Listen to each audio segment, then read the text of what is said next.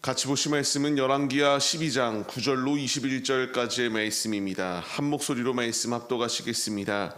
제사장 여호야다가 한 궤를 가져다가 그것의 뚜껑에 구멍을 뚫어 여호와의 전문 어기 오른쪽 곧 제단 옆에 두매 여호와의 성전에 가져오는 모든 은을 다 문을 지키는 제사장들이 그 궤에 넣더라.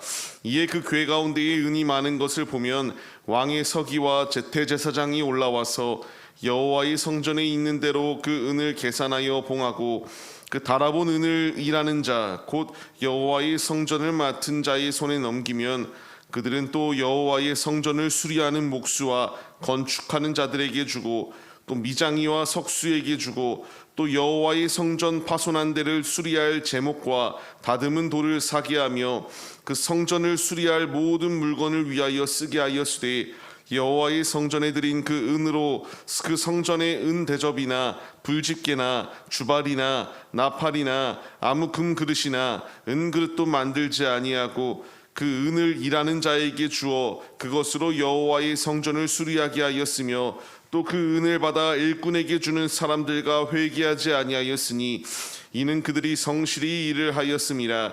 속건제의 은과 속죄제의 은은 여호와의 성전에 드리지 아니하고 제사장에게 돌렸더라. 그때에 아람 왕 하사엘이 올라와서 가드를 쳐서 점령하고 예루살렘을 향하여 올라오고자 하므로 유다의 왕 요아스가 그의 조상들 유다 왕 여호사밧과 여호람과 아하시아가 구별하여 드린 모든 성물과 자기가 구별하여 드린 성물과 여호와의 성전 곳간과 왕궁에 있는 금을 다 가져다가 아람 왕 하사엘에게 보냈더니 하사엘이 예루살렘에서 떠나갔더라. 요아스의 남은 사적과 그가 행한 모든 일은 유다 왕 역대 지략에 기록되지 아니하였느냐. 요아스의 신복들이 일어나서 밤역하여 실라로 내려가는 길가에 밀로 궁에서 그를 죽였고 그를 쳐서 죽인 신복은 시므아스의 아들 요사갈과 소멜의 아들 여호사바드였더라. 그는 다윗성에 그의 조상들과 함께 장사되고 그의 아들 아마사가 그를 대신하여 왕이 되니라. 아멘. 할렐루야. 오늘도 예배의 자리 가운데 모이신 성도님들 주님의 이름으로 환영하고 축복합니다. 오늘 같이 나눌 말씀의 제목은 어제에 이어서 안주하지 말고 최선을 다하여 개혁하라라는 말씀의 제목 가운데서 은혜를 나누도록 하겠습니다. 초심을 잃지 아니하고 믿음의 길을 온전히 걸어간다라고 하는 것은 참으로 어렵습니다. 누구에게나 그 초심을 잃지 않고자 하는 마음은 있지만 상황과 형편이 바뀌게 되다 보면은 나도 모르는 사이에 초심을 잃어버리고 죄악된 자리 가운데에 이렇게 타협하는 모습들이 우리 안에 분명히 주어져 있기 때문입니다. 하나님이 우리에게 원하시는 것은 타협하는 것이 아니라 전천후의 신앙을 가지고 언제나 어디서나 오직 주님 한 분만을 의지하며 믿음의 길을 걸어가기를 원하고 계세요. 지금 우리가 그 길을 온전히 걸어가고 있는가 돌아봐야 됩니다. 어제에 이어 오늘 말씀 가운데서도 이제 이 요아스 왕은 개혁에 열심을 다하였던 모습을 보여주게 돼요. 열심을 다하여 외형적인 개혁은 완성시켜 나아갑니다. 하지만 이 외형적인 개혁이 꼭 모든 것의 성공이다라고 하는 이 지표는 아니다라는 것을 분명히 보여줘요. 외부적으로는 화려해지고 성전을 보수하기 위하여 열심을 다하였던 그의 그 열심은 칭찬받아 마땅합니다. 하지만 자신을 개혁하지 못하였다라는 것에 있어서는 매우 큰 흠 중의 흠이라고 이렇게 말씀하고 계십니다.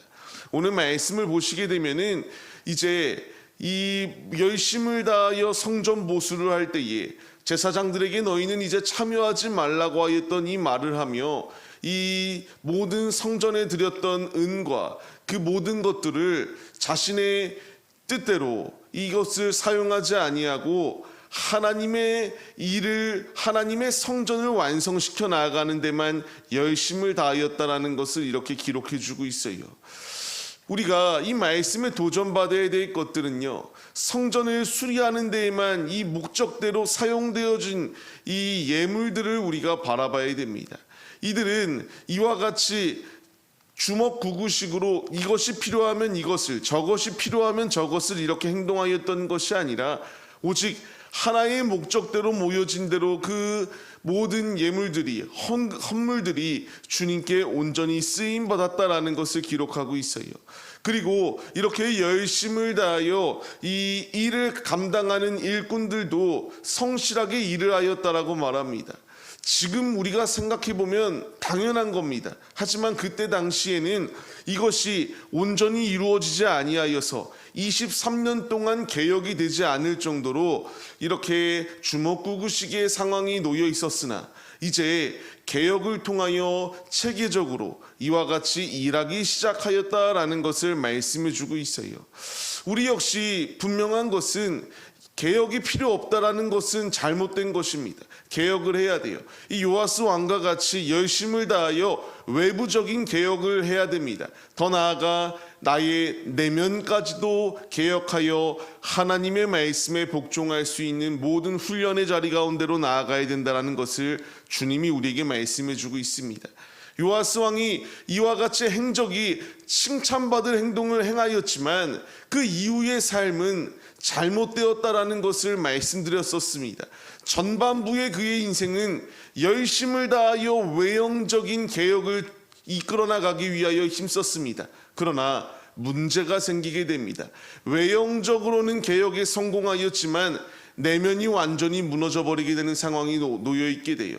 우상 숭배하고 죄악된 자리 가운데 놓여 있기 시작하자 이제 그에게 주어질 것은 하나님의 심판하심이었습니다.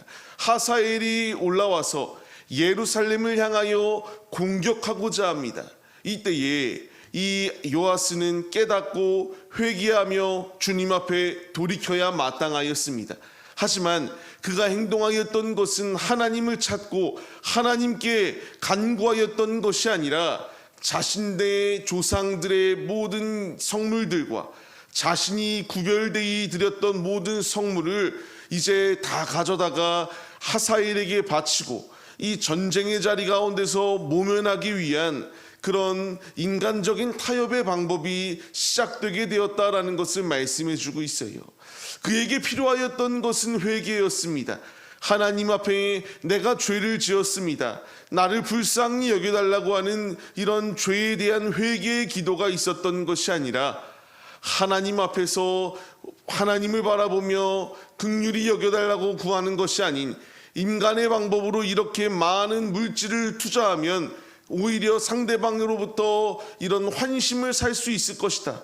이 행동을 범하였던 것이 바로 이 요아스의 모습이었다라는 겁니다. 역대하의 말씀을 보게 되면은 이제 왜 이렇게 요아스가 멸망의 자리 가운데로 나아갔는지에 대하여 분명히 말씀해 주세요. 하나님의 전을 버렸습니다. 아세라의 묵상과 우상 숭배하는 데에 앞장서서 이제 하나님의 진노가 임하게 되었다. 그리고 이 자리 가운데서 돌이키지 아니하고 끝까지 인간적인 방법으로 해결하려고 하니까 하나님께서 이와 같이 반란이 일어나게 하시고 그 여호와의 전뜰 안에서 돌로 쳐 죽임을 당하였다. 오늘 20절 말씀과 같이 이제 반역이 일어나 죽게 되는 상황이 놓여 있게 됩니다. 분명히 말씀드리는 것처럼 악한 자리 가운데 거한 마지막이 무엇인가를 주님이 우리에게 말씀해 주고 계세요. 우리에게 필요한 것은 타협이 아니라 하나님 한 분만을 바라보며 나의 부분들이 드러났을 때에 잘한 것은 칭찬받아야죠. 하지만 잘못된 부분들이 드러난 것을 나의 인간적인 방법으로 해결하려고 하는 것이 아니라 하나님 앞에 회개하고 하나님 앞에 자복함으로 살 수 있는 자리 가운데 거할 것을 주님이 명령하고 계십니다. 이제 우리가 주님께 돌아가자라고 이렇게 말하고 있습니다. 여호와께로 돌아가자. 그리고 하나님의 말씀으로 개혁하자. 우리가 끊임없이 말하고 있습니다. 외형적인 개혁만 우리가 이렇게 행하고 이렇게 실행하는 것이 아니라 오직 우리의 내면이 먼저 새로워져야 됩니다. 요아스는 열심을 다하여 외형적인 개혁을 이렇게 추진하였지만 정작 자신의 내면은 우상 숭배로 인하여 철저하게 무너져 버렸고 결국 이제 하나님은 안중에도 없고 스스로 판단하고 스스로 타협하며 죄악의 것들을 끊임없이 받아들였던 것이 그의 모습이었습니다. 이제 우리가 교훈 얻어야 될 것, 하나님이 나에게 말씀하시는 모든 명령 가운데에 내 뜻대로 판단하고 내가 해석하며 삶을 사는 것이 아니라 하나님의 명령에 순종하고 주님이 나에게 책망하시고 깨닫게 하실 때에 바른 길로 나갈 수 있도록 하나님의 말씀에 순종할 수 있는 그 믿음의 모습이 우리에게 있어야 된다는 사실을 분명히 보여주십니다. 요아스는 결국 반란에 의하여 처형당하게 됩니다. 하나님의 말씀을 무시하고 끝까지 죄악을 먹고 마시는 자들의 끝은 이와 같이 파멸의 자리임을 우리가 잊지 마시고, 죄악의 자리가 아니라 하나님이 우리에게 명령하시는 것처럼 주의 말씀에 순종하여 우리의 모든 것을 온전히 주님이 원하시는 뜻대로 개혁해 나아가는 하나님의 자녀들이 되시기를 바랍니다. 말씀을 받는 우리들, 이제 우리가 말씀의 깨달음을 얻어서 죄악이 남모는 이 악한 세대 가운데서 안주하는 것이 아니라 하나님의 말씀을 마음에 새기고 우리의 눈과 우리의 귀를 열어서 아버지가 원하시는 뜻대로 순종해 나아가 개혁함으로 주님의 참 기쁨을 나타낼 수 있는 참된 그리스도인들, 신실한 믿음의 자녀들의 모습이 바로 우리 모두의 모습이 되어 주님께 잘하였다 칭찬받고 영적인 승리를 차지하시는 용맹스러운 주님의 군사들이 다 되시기를 주님의 이름으로 간절히 축원합니다.